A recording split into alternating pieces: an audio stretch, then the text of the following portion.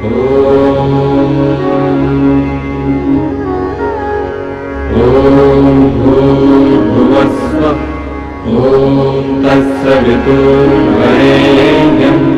भर्गो देवस्य धीमहि धियो यो नः प्रचोदयात्।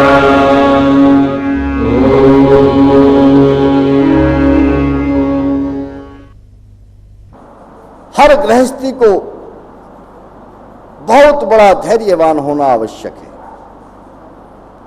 प्रतीक्षा कीजिए, एक समय आएगा जब आपके बच्चे आपकी भावनाओं के अनुरूप बनकर दिखा देंगे। प्रतीक्षा कीजिए, थोड़ा धैर्य रखिए। परेशानी आई है उसमें विचलित मत होइए, क्योंकि प्रायः व्यक्ति जब आपत्तियां आनी शुरू होती हैं उस समय धर्म के मार्ग से पतित हो जाते हैं, है ना। धर्म के मार्ग से पतित हो जाते हैं और वो कहते हैं ईश्वर क्या करेगा, हम अपने आप में सक्षम हैं, हम करके दिखाएंगे। और वे अधर्म के मार्ग में उठाया हुआ पग बढ़ाकर इतनी दूर निकल जाते हैं, इतनी दूर निकल जाते हैं कि फिर यदि वहां से वापस आना चाहे तो नहीं आ सकते, नहीं आ सकते, चाहकर भी वापस नहीं आ सकते। इसलिए धर्म का पहला लक्षण धृति, यह चिंतन करना चाहिए प्रतिदिन गृहस्थ को बैठकर। एक ही पंक्ति में कितना बड़ा रहस्य भरा है। ऋषि ने सत्यार्थ प्रकाश के चौथे समोल्लास में धर्म और अर्थ का चिंतन करते रहना चाहिए। धर्म के पहले लक्षण पर विचार करना चाहिए, धैर्यवान बनना चाहिए सदगृहस्थी को। दूसरा लक्षण है क्षमा। क्षमा का अर्थ यह नहीं है कि आप कोई भी पाप करो, अपराध करो, क्षमा मांग लो, गलती करो और क्षमा मांग लो, ऐसा नहीं है। अपितु आपके साथ यदि कोई व्यक्ति अधर्म का आचरण कर रहा है, पाप का आचरण कर रहा है, तो आप पापाचरण का उत्तर पापाचरण में न दे, उसे क्षमा कर दे। भगवान तुझे देखेगा, ईश्वर की न्याय तुला पर तुझे छोड़ते हैं। हम तो प्रार्थना करते हैं यो अस्मान द्वेष्टियम चवयम दुष्मस्तंभो जंभे दद्म, जो हमसे द्वेष रखे और हम जिससे द्वेष रखते हैं उन सबको आपके न्याय रूपी जबड़े के बीच में हे प्रभु हम स्थापित करते हैं। हम क्या करें, क्योंकि यदि थप्पड़ का जवाब आप थप्पड़ से देने के लिए उद्यत होंगे तो आप अपने भी चैन को खो बैठेंगे, घर गृहस्थी के काम को कैसे चलाएंगे। लेकिन इसका अर्थ ये भी नहीं कि आप भीरू और कायर बन जाएं। कई बार ऐसी स्थिति आती है जो स्थिति क्षमा करने के योग्य नहीं होती। मान लीजिए आपके घर में बदमाश लोग घुस आए और आपकी बहन और बेटी की अस्मत के ऊपर उन्होंने गलत दृष्टि डाली, तो उस समय क्षमादान का नारा लगाना कायरता है। हमने तुझे क्षमा कर दिया, तू जो कर्म कर रहा है तुझे भगवान फल देगा, ऐसा नहीं। उस समय आपका धर्म है अपने बच्चों की रक्षा करना, भले ही आपके प्राण भी क्यों न चले जाएं। उस समय के लिए क्षमा नहीं है। जरा योगेश्वर कृष्ण का जीवन पढ़ करके देखो। द्रौपदी का अपमान हुआ हस्तिनापुर के दरबार में, उनको बाद में पता चला तो आकर के युधिष्ठिर से क्या शब्द कहते हैं कि अगर मैं उस समय द्वारिका में होता जब हस्तिनापुर के दरबार में जुआ खेला जा रहा था, तो मैं बिना बुलाई वहां पहुंच गया होता। मैं बिना निमंत्रण के कहीं जाता नहीं, किंतु हस्तिनापुर के दरबार में बिना बुलाए पहुंच गया होता। जाकर पहले तो मैं मना करता, जुआ मत खेलो, मान जाते तो ठीक था, और यदि न मानते तो उसी समय दुर्योधन को कुल सहित यमपुरी को पहुंचा देता। क्षमा का अर्थ है कोई आपका अनिष्ट करने के लिए प्रयत्नशील है, उसकी क्रिया को, उसके काम को भगवान पर छोड़ दो। बहुत सारे लोग होते हैं ना जिनका काम ही बुराई करना है। अब आप उसकी बुराई का उत्तर देने लगे, आप अपनी जीवन शक्ति को व्यर्थ में नष्ट कर रहे हैं। कई लोग कहते हैं वह व्यक्ति ऐसा कर रहा है आपके प्रति, तो आप भी उसके प्रति ऐसा करो। यहां ये नियम लागू होता है, यो अस्मान द्वेष्टियम च वयम द्विष्मस्तंभो जंभे दधम। मुझसे जो द्वेष रखता है और मैं जिससे द्वेष रखता हूं, प्रभु कर्मों का लेखा जोखा तो आपके हाथ में है, इसलिए मैं दोनों को आपके न्याय रूपी जबड़े में रखता हूं, आप स्वयं न्याय करना। यहां गृहस्थ का धर्म क्षमा है, क्षमा को धारण करना चाहिए। बच्चों के किए हुए अपराधों को भी क्षमा कर देना चाहिए, क्योंकि कारण का पता लगाइए, आपके बच्चे ने आखिर ऐसा किया क्यों किया ऐसा। कई बार हम कहते हैं कि नहीं, क्षमा नहीं किया जा सकता, और आपने गुस्से में आकर उनको घर से निकाल दिया, दंड दे दिया, हमने बच्चे को दंड दे दिया। दंड का परिणाम क्या हुआ? वह कुसंगति में फंस गया, वह बुरे रास्ते पर चल पड़ा, और परिणाम क्या निकला? फिर आप उसको घर में लाना भी चाहें तो भी आप नहीं ला सकते, नहीं ला सकते। क्षमा वीरों का आभूषण है, कायरों का गहना नहीं। क्षमा तो वीरों का आभूषण है। वीर पुरुष क्षमा किया करते हैं, कायर तो क्या क्षमा करेगा, वह तो भयभीत हुआ पहले क्षमा मांग रहा है। दमो अस्तेयम, दम कहते हैं मन के अंदर जो बुरी वासनाएं हैं उनका दमन करना,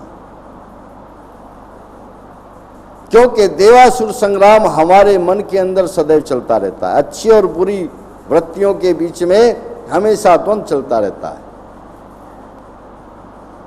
अच्छी भावनाएं भी हमारे अंदर उठती हैं और बुरी भावनाएं भी हमारे अंदर उठती हैं। बुरी भावनाओं को दमन कर देना, उनको दबा देना, इसका नाम दम है। यदि आप बुरी भावनाओं का दमन नहीं करेंगे तो ये बहुत बलवान होती है। आपने पढ़ा होगा पुराणों के अंदर, दूसरे ग्रंथों के अंदर कथाएं मिलती हैं देवासुर संग्राम की, रामायण महाभारत में भी मिलती हैं देवासुर संग्राम की। वे संग्राम जब भी हुए आपने पढ़ा होगा, उस समय पहले असुरों की विजय हुई। असुरों ने देवों के ऊपर विजय प्राप्त की। बाद में देवों में से कोई शक्ति निकल कर के आई और उसने असुरों को पराजित किया। यह देवासुर संग्राम हमारे अंदर हमेशा चलता रहता है। ये आसुरी वृत्तियां बहुत बलवान होती हैं। एक बहुत सुंदर आख्यान आता है शतपथ ब्राह्मण के अंदर। एक बार कहते हैं मनु के पास एक बैल था। उस बैल के अंदर एक बड़ी विचित्र वाणी घुस गई।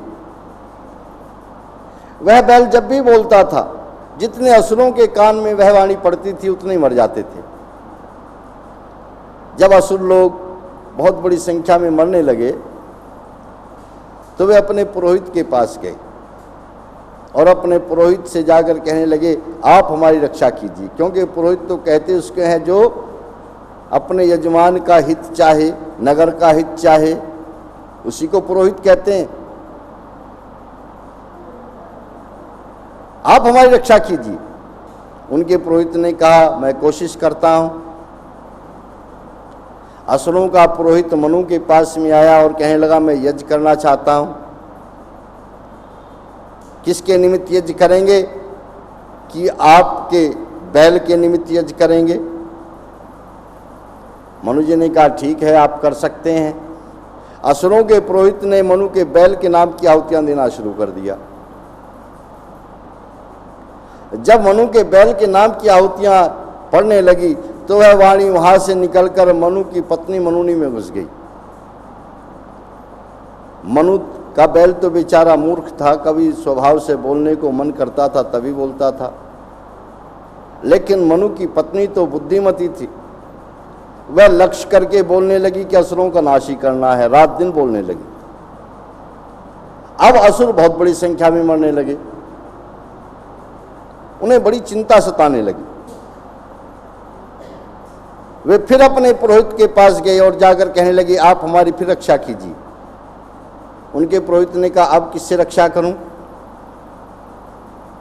कि अब वह वाणी मनु की पत्नी में घुस गई है, इसलिए आप मनु की पत्नी से हमारी रक्षा कीजिए। उनके पुरोहित ने कहा, मैं फिर प्रयास करता हूं। असुरों का पुरोहित फिर मनु जी के पास आ गया और आकर कहने लगा, मैं फिर यज्ञ करना चाहता हूं। किस निमित्त यज्ञ करोगे? कि आपकी पत्नी के निमित्त यज्ञ करूंगा। मनु जी ने कहा ठीक है, कर सकते हो। अब असुरों के पुरोहित ने मनु के पत्नी के नाम की आहुतियां देना शुरू कर दिया। अब वह वाणी वहां से निकल करके यज्ञ के पात्रों में घुस गई। जैसे ही वह वाणी यज्ञ के पात्रों में घुसी, इतनी तेज गति से, इतनी द्रुत गति से असुर मरने लगे, त्राहिमाम त्राहिमाम मच गया। उन्हें लगा अब तो तुम कुछ ही पल के मेहमान हो। दौड़े हुए अपने पुरोहित के पास गए और जाकर के कहा, महाराज ऐसा लगता है कि अपनी मृत्यु को हम खुद ही न्योता दे रहे हैं। क्या हुआ कि अब तो हमें ऐसा लगता है हम कुछ ही पलों के मेहमान हैं, क्योंकि यह वाणी यज्ञ के पात्रों में घुस गई है। जब उनके पुरोहित ने सुना कि वह वाणी यज्ञ के पात्रों में घुस गई है, तो उनके पुरोहित ने हाथ जोड़ करके कहा, देखो भाई, अब इस वाणी को वहां से कोई भी नहीं निकाल सकता। अब तो तुम्हारे सामने केवल एक रास्ता है। यदि तुम अपने जीवन को बचाना चाहते हो तो अपना बिस्तर बोरिया समेटो और यहां से पलायन कर जाओ। वह एक रास्ता है। यह आख्यान बहुत बड़ा रहस्य लिए हुए अपने आप में। मनु कौन है? इस आत्मा को मनु कहा गया है। मनु समिधाग्न सप्तोत्र भी, यहां भी वेद मंत्र में मनु शब्द का जीवात्मा है। इसके पास एक बैल है जिसे मन कहा जाता है।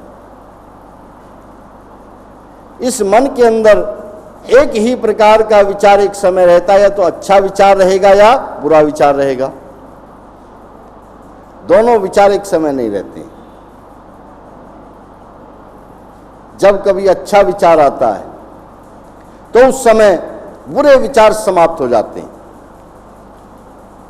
किंतु बुरे विचार समाप्त होने पर ऐसा नहीं कि वो पराजय स्वीकार कर लेते हैं।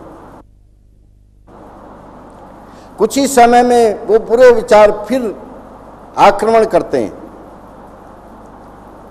और आक्रमण करने का परिणाम ये होता है, यदि आपने उन सद विचारों को, अच्छे विचारों को मन तक ही सीमित रखा तो फिर वे वहीं से नष्ट हो जाते हैं। मन में बड़े अच्छे अच्छे विचार आते हैं, अरे रोजाना संध्या हवन करना चाहिए, देखो कितनी अच्छी बात बताई है, सुबह उठना चाहिए, है ना, कभी गंदी चर्चाओं में भाग नहीं लेना चाहिए, घर में ये करना चाहिए, वो करना चाहिए, मन तक रखा आपने।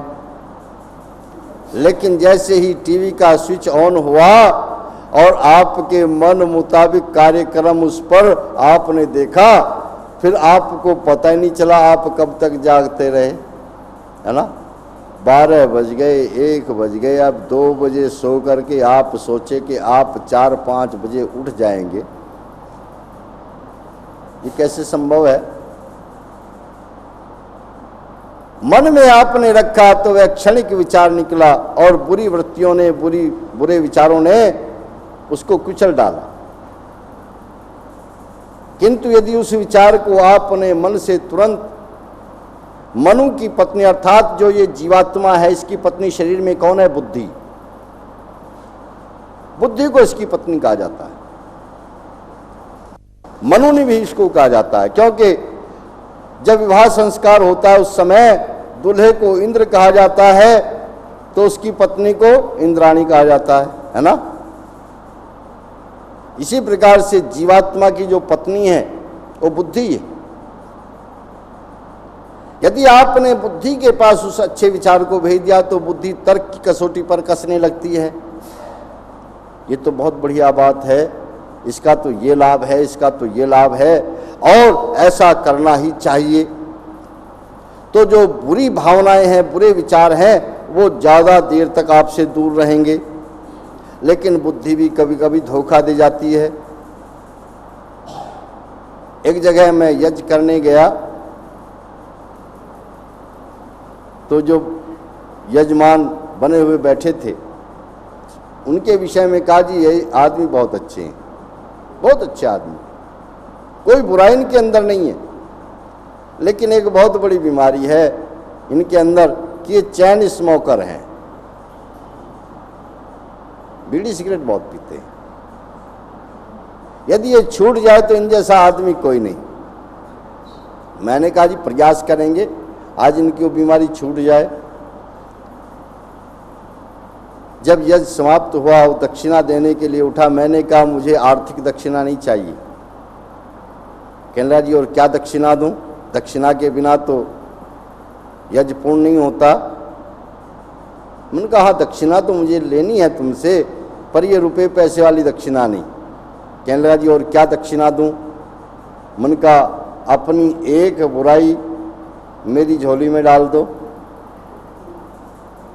वो समझ गया, हाँ किसी ने आपको बता दिया, चलो आपने दक्षिणा मांगी है तो इसमें भी मेरा कोई हित है, मैं आज से बीड़ी सिगरेट पीना छोड़ रहा हूं।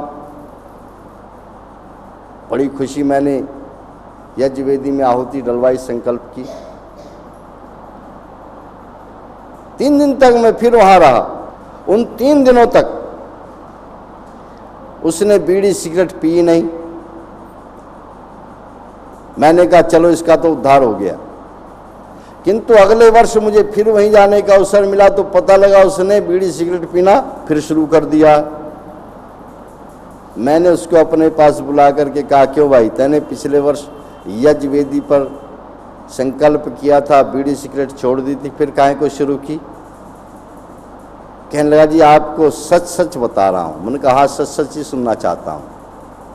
कहने लगा जब आपने कहा ना तो मैंने वास्तव में मन से ही बीड़ी सिगरेट को छोड़ दिया था, और 3 दिन तक आपने देखा मैंने पी भी नहीं। मैंने कहा हाँ बिल्कुल ठीक कह रहे हो, किंतु जब आप चले गए ना तो उसके 2-4 दिन के बाद में बड़ी विचित्र दशा हो गई। मैं सपने में बीड़ी पीता घूमने लगा और बीड़ी की बहुत सारी अच्छाइयाँ आकर मेरे सामने खड़ी हो गई। मैंने कहा कुछ 2-4 हमें भी बता दो भाई, कौन कौन सी अच्छाइयाँ तुम्हारे सामने आई। कि देखो एक तो एकांत में बहुत सहायक है बीड़ी, कोई ना हो तो अकेले बैठे हुए बीड़ी पीते रहो, टाइम पास करो। खाना खाने के बाद बीड़ी पियो तो गैस समाप्त हो जाती है, पाचन क्रिया बढ़ जाती है। कोई मिल जाए तुरंत बीड़ी पेश कर दो, दोस्ती हो जाती है। और पढ़ते समय बीड़ी लगाते रहो तो ध्यान एकाग्र होता है। इतनी अच्छाइयाँ मेरे सामने आई और आपने जो बुराई बताई थी एक भी मेरे पास नहीं आई। बस दुकान पर गया, बीड़ी खरीदी और फिर चालू हो गई। बोलो किसने धोखा दिया? ये बुद्धि ने धोखा दिया, है ना। बुद्धि भी धोखा दे जाती है। आप बुराई करने वालों से बात करेंगे ना तो अपनी बुराई में वे 10 अच्छाइयां आपको बता देंगे। चोर भी तर्क देगा आपको, अरे मैं चोरी करता हूं, कोई बुरा काम थोड़े करता हूं, है ना। ये जो लूट का माल, पाप का माल लोग समेटे बैठे, तिजोरियां भरे बैठे हैं, इसको हम नहीं छीनेंगे तो क्या होगा, तर्क देगा। कुबुद्धि इसको कहते हैं। लेकिन कुछ भी कहें, धोखा तो बुद्धि देती है ना। इसलिए आपने मन से बुद्धि के पास भेजा और बुद्धि तक ही यदि उसको सीमित रखा तो बुद्धि भी धोखा दे जाएगी। इसलिए उस अच्छी बात को, अच्छी वृत्ति को तुरंत कहाँ पहुंचा दो? यज्ञ के पात्र। यज्ञ किसे कहते हैं? यज्ञो वही श्रेष्ठतमम कर्म, यज्ञ ही श्रेष्ठतम कर्म है, अर्थात जो परोपकार आदि के कर्म हैं वे सब यज्ञ कहलाते हैं। देव पूजा, संगति करण और दान, ये सब देव हैं। जो हमारे शरीर के अंग प्रत्यंग हैं, इंद्रियां भी देव हैं, ये हमको कुछ न कुछ देती रहती हैं। इन तक यदि पहुंचा दिया, प्राणों तक यदि पहुंचा दिया, तो वह यज्ञ के पात्र क्या हैं? ये इंद्रियां हमारी और शरीर के जो अवयव हैं, ये सब यज्ञ के पात्र हैं। उन अच्छी बातों को आपने यदि व्यवहार में ढाल लिया, आचरण में उतार लिया, तो वह आपकी जो सद्वृत्ति है वह हमेशा के लिए स्थायी हो जाएगी और बुराई आपसे दूर हो जाएगी। इसी को दम कहते हैं। धरती क्षमा दमो अस्तेयम, चोरी त्याग। गृहस्थ जीवन के अंदर इस बात का आचरण बहुत आवश्यक है, क्योंकि जब पति और पत्नी दोनों यज्ञ वेदी पर बैठकर एक दूसरे को जीवन साथी बनाते हैं, उस समय दोनों यह शपथ लेते हैं, हम कभी भी मन वचन कर्म से कोई बात एक दूसरे के विपरीत नहीं करेंगे और कोई बात एक दूसरे से नहीं छुपाएंगे। इसका नाम चोरी है। चोरी किसी प्रकार की भी नहीं रखनी चाहिए। जो परिस्थिति है पति के सामने पत्नी के सामने रख दे, और जो पत्नी के सामने है वह पति के सामने रख दे, सदगृहस्थी बने रहोगे। क्योंकि जहां आपने चोरी की भावना भी की, वहीं से आपके अंदर द्वंद्व शुरू हो गया और आपकी मानसिक शांति समाप्त हो गई। उस चोरी के खुलने का भय आपको हमेशा सताता रहेगा, है ना। ये चोरी खुल गई तो क्या होगा? क्या होगा? ये क्या होगा का भय आपको सोने नहीं देगा चैन से, और परिणाम ये होगा कि एक समय बहुत बड़ा विस्फोट हो जाएगा आपके घर में। इसलिए कहा अस्तेय, चोरी त्याग। धरती क्षमा दमो अस्तेयम, शौचम इंद्रिय निग्रह। शौच कहते हैं अंदर और बाहर की शुद्धि। अंदर की शुद्धि होगी संध्या से, अंदर की शुद्धि होगी प्राणायाम से, अंदर की शुद्धि होगी सद्विचारों से। क्योंकि दो शब्द हैं, एक को रंजन कहते हैं, दूसरे को मंजन कहते हैं, है ना। जब आप भोजन करते हैं तो यह मुख का रंजन है, बहुत अच्छा लगता है आपको। जिव्या कहती है बहुत टेस्टी खाना बना है, मुख का रंजन हो रहा है। लेकिन आप यदि रंजन ही करते रहें और मंजन न करें, क्या जी, आपके मन के अंदर दुर्गंध पैदा हो जाती है, आपके मुख के अंदर दुर्गंध पैदा हो जाती है। जो ऐड आते हैं ना टूथपेस्ट आदि के मंजनों के, उनमें यही तो दिखाते हैं कि अगर आपने मंजन नहीं किया तो आपके मुख में दुर्गंध पैदा हो गई और दूसरा आपसे बात भी करने को तैयार नहीं। ठीक इसी प्रकार से मन का भी रंजन होता है और मन का मंजन भी होता है। मन के रंजन को कहते हैं मनोरंजन। जैसे मुख का रंजन करते हुए यदि मंजन नहीं करेंगे मुख में दुर्गंध हो जाती है, ऐसी यदि आपने मन का रंजन तो किया मंजन नहीं किया तो मन में भी दुर्गंध पैदा होती है। और विचित्र बात यह है कि मुख की दुर्गंध तो जब कोई दूसरा व्यक्ति पास आता है तभी आती है,